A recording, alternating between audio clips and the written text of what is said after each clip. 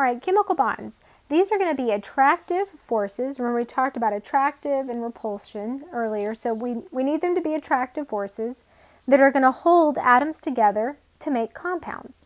We have three types that we're going to focus on. The ionic, which is going to be a metal and a nonmetal. Covalent, which is two nonmetals. Or then metallic, which is metal only. So in an ionic bond, electrons are going to be transferred. So this is your gain or loss. When there's a gain or loss, we're going to have a force that's going to be formed, which is an electrostatic force, which is a binding force. And it's a lot like electricity, because we're going to see that the positive and the negative attract. So it's very similar to electricity. Covalent, on the other hand, because it's two nonmetals, their octets are going to be achieved through sharing. So they're not going to gain or lose, they're going to share electrons. Typically, these are going to occur between two nonmetals, which is the right-hand side of the periodic table. Metallic bonds, these are metal onlys, and that's because the outer electrons move freely through metal. The electron gas within the rigid lattice of the metal atoms, meaning they kind of just hang out in space. They're not locked in like they are in the ionic and covalent compounds. And metals also, remember, conduct heat and electricity well. Both things we talked about back in our physics chapter. So now we're going to spend more time talking about ionic and covalent compounds and bonds. So ionic bonds are formed when a metal loses an electron. So if a metal, remember this is like 1A, 2A, and then some of the 3A elements. And then when a nonmetal, so this was our 5A, 6A, 7A, and then a few of our 3A and 4As, but not many. When they gain the electron, it always is going to be going that way. The 1A is always going to lose the electron to the 5A, 6A, 7A. So it's going to move from the left-hand side to the right-hand side of the periodic table. When this happens, the metal is going to become a cation, and the nonmetal becomes an anion. And this is because the metal is giving up something negative. And when you give up something negative in your life, you become positive. The nonmetal, on the other hand, is the one that's gaining the electron. When you gain something negative in your life, it becomes more negative. So always remember the T in cation is for positive, the N in anion is for a negative ion. And it's always going to be this way. The metal becomes a cation, which is positively charged, and the nonmetal becomes an anion, which is negatively charged. When we have the formation of a cation and an anion, what happens is a chemical bond is formed because of electrostatic attraction. Unlike charges attract.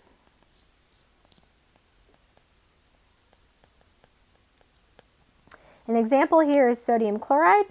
So you see over here, so sodium has one valence electron. Again, it's easier for sodium to give up one than gain 7.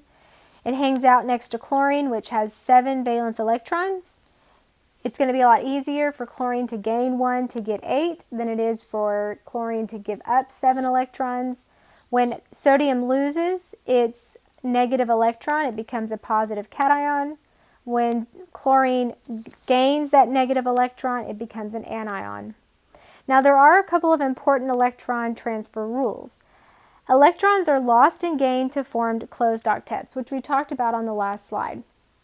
Number of electrons gained have to be the number of electrons lost, meaning I can't gain 3 electrons if I've only lost 2 electrons. There has to be a balance in the number of electrons lost and gained. It's a conservation. Okay.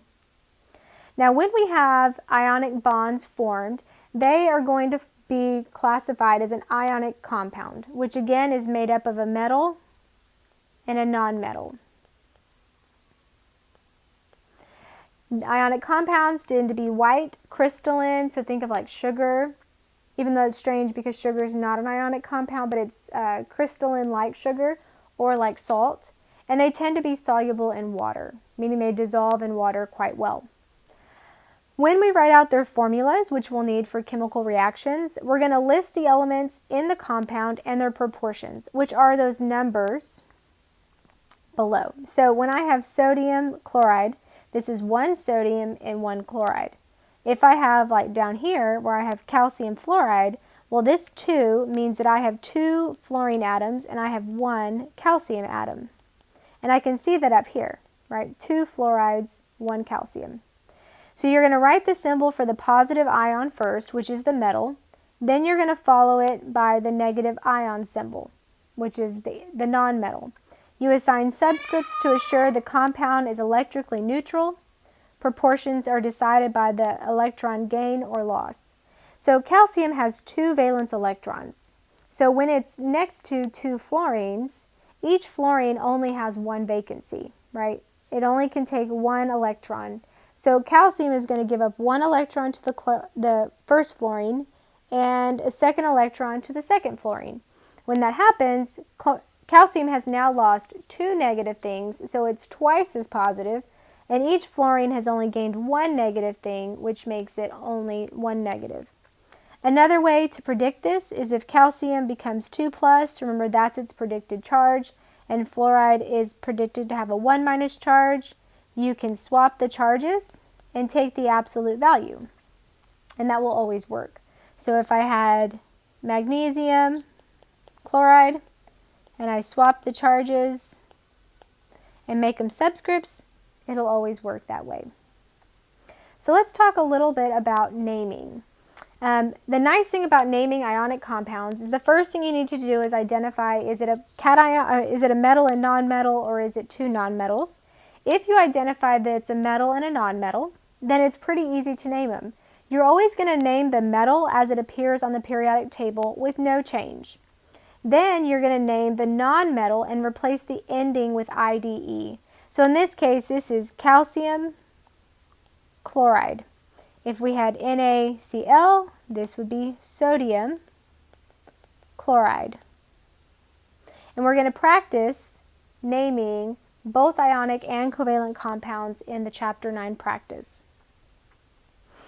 So covalent bonds, these are chemical bonds that we said are formed by sharing of the pairs of valence electrons between 2 nonmetals. The electrons are shared to form octets, ideally. There are some exceptions, but we are not going to focus on many exceptions. The atoms within the covalent compounds are electrically neutral, so there's no cations or anions to speak of. So what's holding them together is the sharing of the electrons, not the electrostatic attraction that's similar to electricity. So remember our nonmetals, these are the elements that are over here on the right-hand side of the periodic table.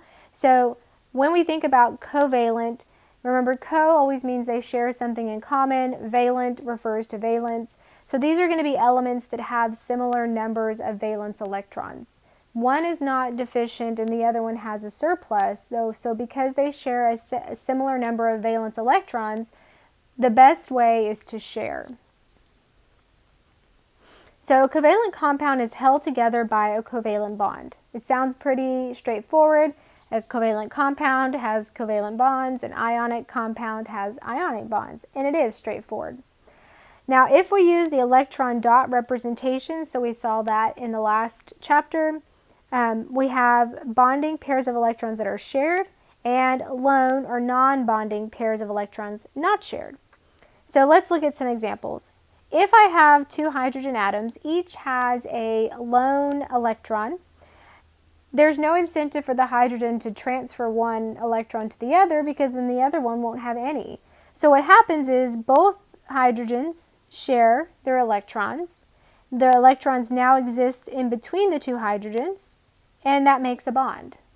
So we connect our covalent compounds with lines. We do not connect our ionic compounds with lines.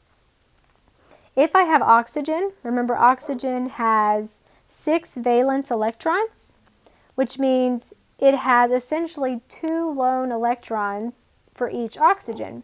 So oxygen is going to donate 1 set of electrons as well as a second set of electrons. So between two oxygens, they're actually going to share 4 bonding electrons.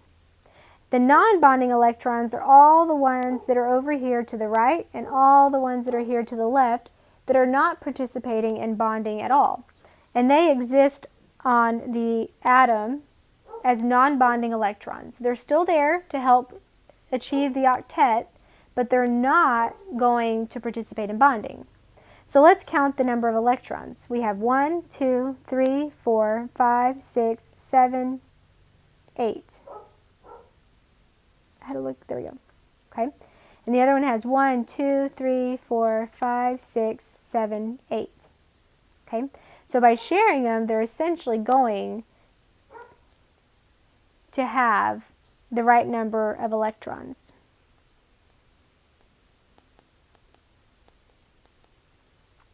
Okay, so there's 2 bonds, and we'll talk about that. Same thing with carbon disulfide. We have carbon in the center. These are the non-bonding electrons right here, with the bonding electrons being shown as lines.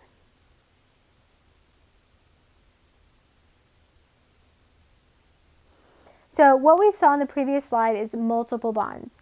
This is where you have the sharing of more than one electron pair.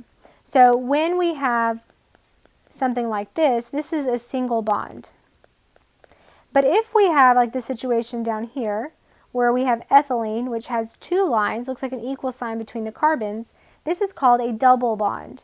And each line is going to represent 2 electrons, meaning all in all, these 2 carbons are sharing 4 electrons, just like the oxygen was sharing 4 electrons. Now, if we have acetylene, where we have 3 lines, this is a triple bond, and this is where, you guessed it, 6 electrons are being shared. They're all covalent bonding, but there's just single, double, and triple. And the only difference is the number of electrons that are being shared. As we go from single to double to triple, the bonds become longer, because it's a lot like Red Rover when we try to break a bond. If you have ever played Red Rover and you've just held hands and you say, Red Rover, let so-and-so come over, if you're just holding hands, the person can break the bond pretty quickly. But if you put your arm on their elbow and they put their hand on your elbow and you kind of lock arms and create what looks like a double bond, well, that's going to reinforce the line, and it makes it a lot harder for the person to break the line. So what about naming covalent compounds? Naming covalent compounds is a little bit more difficult just because there's an extra rule. The first thing you're going to do is you're going to list the element in the formula first with a number indicated by a prefix, a Greek prefix, which we see here. Then you're going to name the second element with a Greek prefix for a number, and you're going to still do the IDE ending. So if I have, let's look at this one that we had before. So I'm going to name the first element first, which is carbon. Now, it says to use the Greek prefix, but I very rarely am I going to use the word mono unless I need to, because I wouldn't be naming this carbon if carbon wasn't there at least once. Now, when I get ready to name the second element, it's sulfur. There's a 2 after it, so it's going to be di. But I need to remember the ending, so instead of disulfur, it's going to be disulfide. If I do NO2, nitrogen dioxide. Okay, so very similar. And again, there's going to be practice. This might be a good point to stop it here. Go ahead and practice these first couple of things, because there's going to be more content after this lecture, or after this next video.